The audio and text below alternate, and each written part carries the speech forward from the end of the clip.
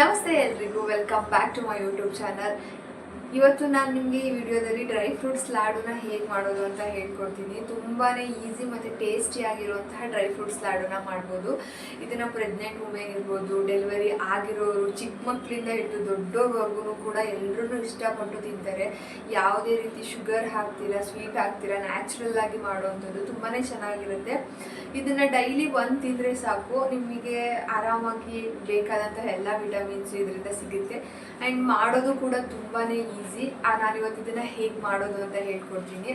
ಅದಕ್ಕೂ ಮುಂಚೆ ಯಾರೆಲ್ಲ ನನ್ನ ಚಾನಲ್ನ ಹೊಸದಾಗಿ ನೋಡ್ತಿದ್ದೀರಾ, ಪ್ಲೀಸ್ ಸಬ್ಸ್ಕ್ರೈಬ್ ಮಾಡಿ ನೋಡಿ. ಹಾಗೆ ನಿಮ್ಮ ಫ್ರೆಂಡ್ಸ್, ಫ್ಯಾಮಿಲಿ ಎಲ್ಲರ ಜೊತೆನೂ ಕೂಡ ಈ ವಿಡಿಯೋನ ಶೇರ್ ಮಾಡಿ.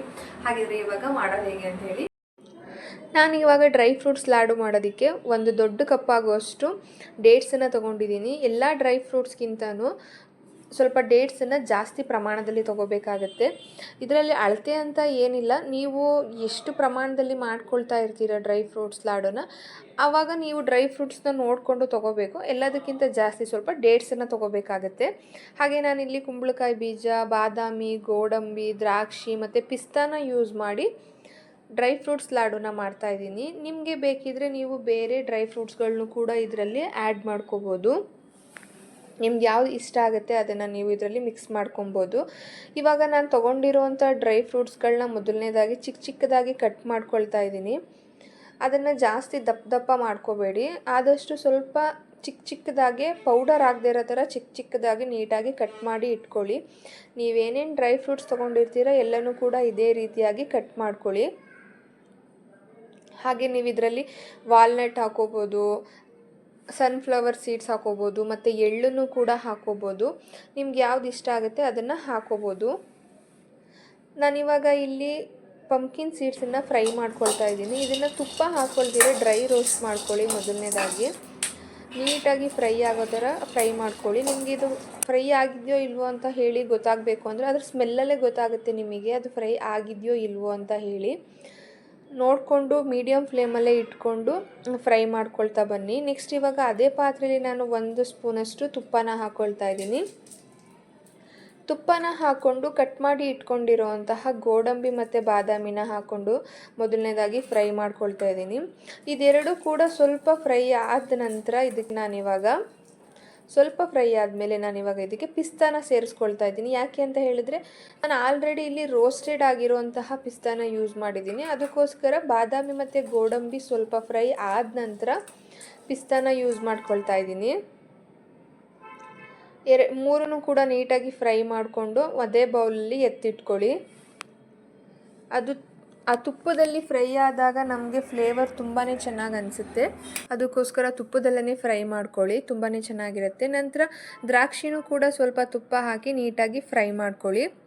ಇವಾಗ ನಾನು ತಗೊಂಡಿರುವಂತಹ ಡೇಟ್ಸ್ ಜೊತೆಗೆ ಸ್ವಲ್ಪ ಅಂಜೂರನ ಮಿಕ್ಸ್ ಮಾಡ್ಕೊಳ್ತಾ ಇದ್ದೀನಿ. ಅಂಜೂರನ ಹಾಕೋದ್ರಿಂದನೂ ಕೂಡ ಟೇಸ್ಟ್ ತುಂಬಾ ಚೆನ್ನಾಗಿರುತ್ತೆ. ನಿಮಗೆ ಬೇಡ ಅಂತ ಹೇಳಿದ್ರೆ ನೀವು ಖಂಡಿತ ಸ್ಕಿಪ್ ಮಾಡ್ಬೋದು, ಇದು ಆಪ್ಷನಲ್. ನಾನು ಚೆನ್ನಾಗಿರುತ್ತೆ ಅಂತ ಹೇಳಿ ಅಂಜೂರನ ಹಾಕ್ಕೊಳ್ತಾ ಇದ್ದೀನಿ. ಇದನ್ನು ಒಂದು ಮಿಕ್ಸಿ ಜಾರಲ್ಲಿ ಹಾಕ್ಕೊಂಡು ಈ ರೀತಿ ತರ್ತರಿಯಾಗಿ ನಾವು ಇದನ್ನು ಫಸ್ಟು ಗ್ರೈಂಡ್ ಮಾಡ್ಕೋಬೇಕು.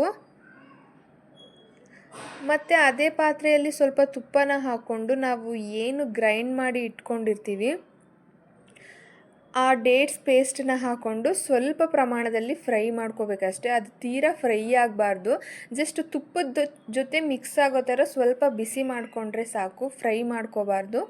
ತುಪ್ಪದ ಜೊತೆ ಮಿಕ್ಸ್ ಆಗೋ ಥರ ಈ ರೀತಿ ಸ್ವಲ್ಪ ಬಿಸಿ ಮಾಡ್ಕೋಬೇಕಷ್ಟೆ.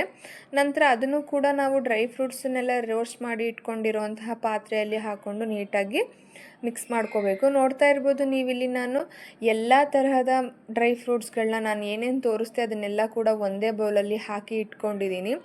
ಇವಾಗ ಇದನ್ನು ಒಂದು ಸಲ ಕೈಯಿಂದನೇ ನೀಟಾಗಿ ಈ ರೀತಿ ಮಿಕ್ಸ್ ಮಾಡ್ಕೊಬೇಕು. ಡೇಟ್ಸ್ ಸ್ವಲ್ಪ ಅಂಟು ಥರ ಇರುತ್ತಲ್ವ, ಅದಕ್ಕೋಸ್ಕರ ಡ್ರೈ ಫ್ರೂಟ್ಸ್ ಜೊತೆ ಅದನ್ನು ನೀಟಾಗಿ ಈ ರೀತಿಯಾಗಿ ಮಿಕ್ಸ್ ಮಾಡ್ಕೊಳ್ಳಿ, ತುಂಬಾ ಚೆನ್ನಾಗಿರುತ್ತೆ. ನೋಡ್ತಾ ಇರ್ಬೋದು ನೀವಿಲ್ಲಿ ನಾನು ಈ ರೀತಿ ಕೈಯಿಂದನೇ ಮಿಕ್ಸ್ ಮಾಡ್ಕೊಳ್ತಾ ಇದ್ದೀನಿ. ನೀವು ಆರಿದ ಮೇಲೂ ಕೂಡ ಮಾಡ್ಬೋದು, ಸ್ವಲ್ಪ ಬೆಚ್ಚಗಿರುವಾಗ ಮಾಡಿಕೊಂಡ್ರೆ ನೀಟಾಗಿ ಆಗುತ್ತೆ. ಸೊ ನೋಡಿ, ಈ ರೀತಿ ಮಿಕ್ಸ್ ಎಲ್ಲ ಆದಮೇಲೆ ಸ್ವಲ್ಪ ಕೈಯಿಗೆ ತುಪ್ಪನ ಸರಿಕೊಂಡು ಉಂಡೆ ಕಟ್ಟೋದಕ್ಕೆ ಶುರು ಮಾಡ್ಕೊಳ್ಳಿ. ತುಂಬಾ ಚೆನ್ನಾಗಿ ನಾವು ಕಟ್ಟೋಕ್ಕೆ ಶುರು ಮಾಡಿದ ತಕ್ಷಣವೇ ಅದು ನೀಟಾಗಿ ಉಂಡೆ ಥರ ಶೇಪಲ್ಲಿ ಬರುತ್ತೆ. ನೋಡ್ತಾ ಇರ್ಬೋದು ನೀವಿಲ್ಲಿ ಎಷ್ಟು ಚೆನ್ನಾಗಿ ಬರ್ತಾ ಇದೆ ಅಂತ ಹೇಳಿ. ಡ್ರೈ ಫ್ರೂಟ್ಸ್ ಲಾಡು ರೆಡಿ ಆಯಿತು. ನೋಡ್ತಾ ಇರ್ಬೋದು, ಒಂದು ಕ್ರ್ಯಾಚಸ್ ಕೂಡ ಇಲ್ಲ. ಅಷ್ಟು ಡ್ರೈ ಫ್ರೂಟ್ಸು ಹಾಕಿ ನಾನು ಮಾಡಿದ್ರೂ ಕೂಡ ನೀಟಾಗಿ ಉಂಡೆ ಬಂದಿದೆ. ನೀವು ಕೈಗೆ ಅಂಟ್ತಾ ಇದೆ ಅಂತ ಹೇಳಿದಾಗ ನೀವು ಸ್ವಲ್ಪ ಅದಕ್ಕೆ ತುಪ್ಪನ ಸೊರಕೊಂಡು ಈ ರೀತಿ ಮಾಡ್ಕೊಳ್ಳಿ, ರೆಡಿ ಆಗುತ್ತೆ ಡ್ರೈ ಫ್ರೂಟ್ಸ್ ಲಾಡು. ನೋಡಿದ್ರಿ ಅಲ್ವಾ ಡ್ರೈ ಫ್ರೂಟ್ಸ್ ಲಾಡು ಹೇಗೆ ಮಾಡೋದು ಅಂತ. ತುಂಬ ಈಸಿ, ತುಂಬಾ ಸಿಂಪಲ್ ಆ್ಯಂಡ್ ತುಂಬಾ ಟೇಸ್ಟಿಯಾಗಿರುತ್ತೆ. ನಿಮ್ಮ ಮನೆ ಯಾವುದಾದ್ರೂ ಹಬ್ಬ ಇದ್ದಾಗ, ಚಿಕ್ಕ ಪುಟ್ಟದಾಗಿ ಫಂಕ್ಷನ್ ಇದ್ದಾಗ, ನಿಮ್ಮ ಮಕ್ಕಳಿಗೆ ಏನಾದರೂ ಸ್ವೀಟ್ ತಿನ್ನಬೇಕು ಅನ್ನಿಸ್ದಾಗ, ಇಲ್ಲ ನಿಮಗೆ ಕ್ರೇವಿಂಗ್ಸ್ ಆದಾಗ ಸ್ವೀಟ್ ತಿನ್ನಬೇಕು ಅಂತ ಹೇಳಿದಾಗ ಖಂಡಿತವಾಗ್ಲೂ ನೀವು ಇದನ್ನು ಟ್ರೈ ಮಾಡಲೇಬೇಕು. ತುಂಬಾ ಚೆನ್ನಾಗಿರುತ್ತೆ. ಆ್ಯಂಡ್ ನಾನು ಇವಾಗ ಇದನ್ನು ಟೇಸ್ಟ್ ಮಾಡಿ ಹೇಳ್ತೀನಿ ಹೇಗಿದೆ ಅಂತ ಹೇಳಿ. ನಿಜವಾದಂತಹ ರಿವ್ಯೂನೇ ಕೊಡ್ತೀನಿ, ಹೇಗಿದೆ, ಚೆನ್ನಾಗಿದೆಯೋ ಇಲ್ವೋ ಅಂತ ಹೇಳಿ. ನಾನು ಇದನ್ನು ತುಂಬ ಸಲ ಮಾಡಿದ್ದೀನಿ, ಖಂಡಿತವಾಗ್ಲೂ ಚೆನ್ನಾಗೇ ಇರುತ್ತೆ. ತುಪ್ಪ ಇಷ್ಟಪಡೋರಿಗೆ ಮತ್ತು ಡ್ರೈ ಫ್ರೂಟ್ಸ್ ಎಲ್ಲ ಇಷ್ಟ ಆಗೋರಿಗೆ ತುಂಬಾ ಇಷ್ಟ ಆಗುತ್ತೆ. ನನಗಂತೂ ತುಂಬಾ ಇಷ್ಟ ಈ ಡ್ರೈ ಫ್ರೂಟ್ಸ್ ಲಾಡು.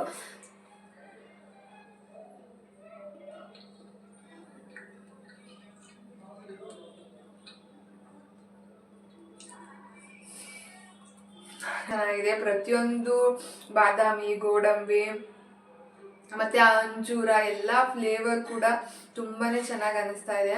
ತುಂಬಾ ಚೆನ್ನಾಗಿದೆ. ನೀವು ಕೂಡ ಟ್ರೈ ಮಾಡಿ ಆ್ಯಂಡ್ ನಿಮಗೆ ಹೇಗೆ ಅನ್ನಿಸ್ತು ಅಂತ ಕಮೆಂಟ್ ಮಾಡಿ ಹೇಳಿ. Thanks for watching. ನೆಕ್ಸ್ಟ್ ವಿಡಿಯೋದಲ್ಲಿ ಮತ್ತೆ ಸಿಗೋಣ. ಬಾಯ್ ಬಾಯ್.